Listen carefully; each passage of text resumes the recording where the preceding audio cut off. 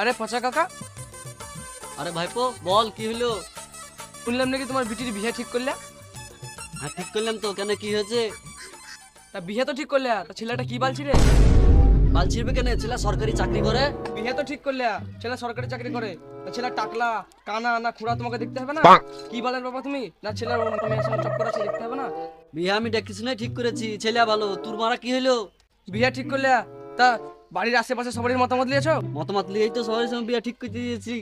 তা আমার মতামত নিয়েছো? আমাকে জিজ্ঞেস করছো? কেন তোকে আলাদা করে শুধাইতে হবে নাকি? তোর মতামত দিতে হবে নাকি? কে মারা তুই?